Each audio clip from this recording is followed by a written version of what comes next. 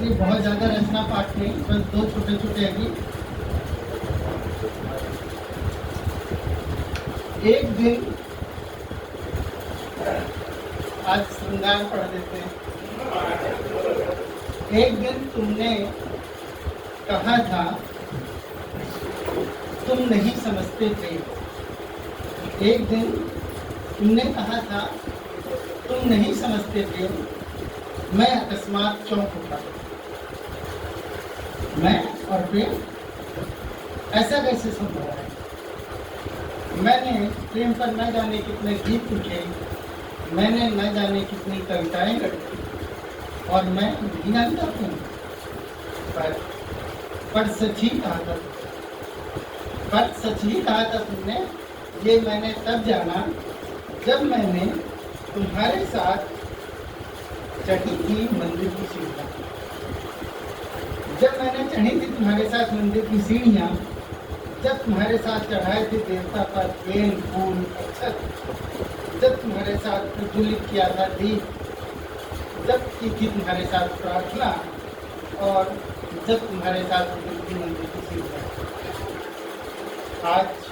आज जब तुम विदा हो गई हो, तब भी मुझे घेरे रहती हो, तब भी मुझे घेरे रहती हैं तुम्हारी पवित्रता, तुम्हारी दिव्यता, और कानों में गूंजती रहती है मंदिर की घंटी।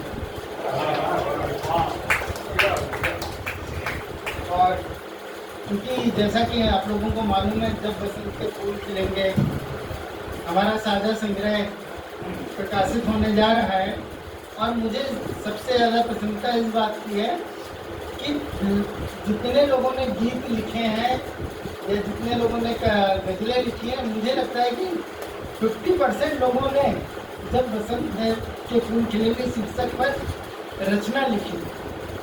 एक मैं ही बच गया था। मैंने सोचा मैं नहीं लिखूंगा, लेकिन फिर मैंने कहा कि चलो मैं भी लिख देता हूँ। कितना अनूठा होता है प्रेम, मैं कभी समझ नहीं पाया। कितना अनूठा होता है प्रेम, मैं कभी समझ नहीं पाया। तुम्हारे पग की मुकुट ध्वनि अब भी गूंजा करती है मेरे कानों में, जैसे किसी पुराने गीत की अनसुनी पंक्तियाँ। जैसे किसी पुराने गीत की अनसुनी पंक्तियाँ अचानक हवा में तैर जाए। कितना अनूठा होता है प्रेम, मैं कभी समझ नहीं पाया। ऐसा नहीं चश्मा लग गया और मैं परेशानी में दिखाई नहीं देता। कितना अनूठा होता है प्रेम, मैं कभी समझ नहीं पाया। तुम्हारे पग की मुकुट ध्वनि अब भी गूंज जाती हैं, जैसे किसी पुराने गीत की अनसुनी पंक्तियाँ अचानक हवा में तैर जाए। पीले सरसों के खेतों के बीच मैंने तुम्हारा नाम बोया था। पीले सरसों के खेतों के बीच मैंने तुम्हारा नाम बोया था, पर फसल में केवल प्रतीक्षा होती है, और प्रतीक्षा का रंग सदा से ही अधूरा रहता है। प्रेम मैंने जाना कोई पूर्णता नहीं है, वह एक सतत यात्रा है, जहाँ मिलन भी विरह का ही एक शांत रूप है।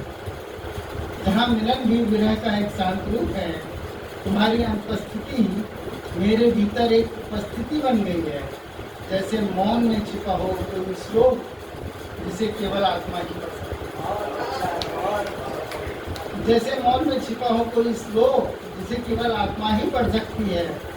जब कचनार मुस्कुराएगा और कोयल का स्वर आकाश में फैल जाएगा, तब मैं समय से पूछूंगा, क्या प्रेम कभी समाप्त होता है? जब आकाश में जब कचनार मुस्कुराएगा और कोयल का स्वर आकाश में फैल जाएगा, तब मैं समय से पूछूंगा, क्या प्रेम कभी समाप्त होता है? और समय चुप रहेगा। और समय चुप रहेगा ठीक वैसे ही जैसे तुम चली गई थी, बिना किसी उत्तर के, केवल एक सन्नाटे की बूंद छोड़कर।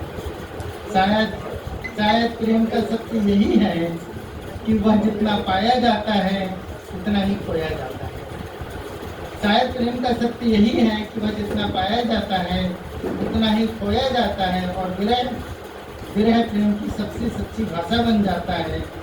जब बसंत के फूल खिलेंगे, मैं फिर उसी राह से गुजरूंगा जहाँ तुम कभी रहा करती थी, और शायद तब समझ पाऊंगा कि तुम्हारा न होना भी एक प्रकार का होना है।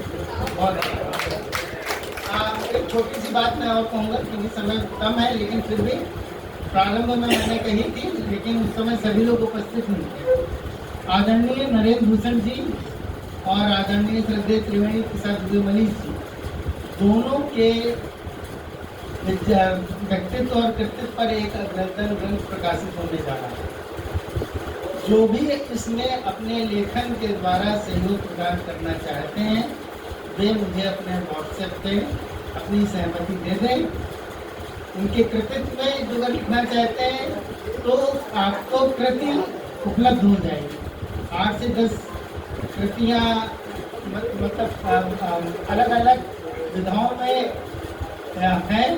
8-10 नहीं, मतलब जो भी कृतियाँ अलग अलग विधाओं में, आप जिस विधा में गज़ल में लिखना चाहें तो गज़ल है, गीत में लिखना चाहें। और इन दोनों लोगों का जो सबसे बड़ी बात है कि इन्होंने हर विधा में लिखा है। मैं इनका जीवन परिचय पढ़ रहा था, गज़ल भी है, गीत भी है, दोहा भी है, छंद भी है, आप जो भी खाएंगे वो सब है, बाल कविताएँ भी हैं। तो आप जिस विषय को भी चुनना चाहें आप चुनने के लिए स्वतंत्र हैं, और उसका आप लेखन के द्वारा मुझे जो है अपना लेख 3 महीने के भीतर ही देंगे। 3 महीना बहुत होता है लिखने के लिए, लेकिन आपसे अपेक्षा है कि आप हमें इस कार्य में सहयोग करें।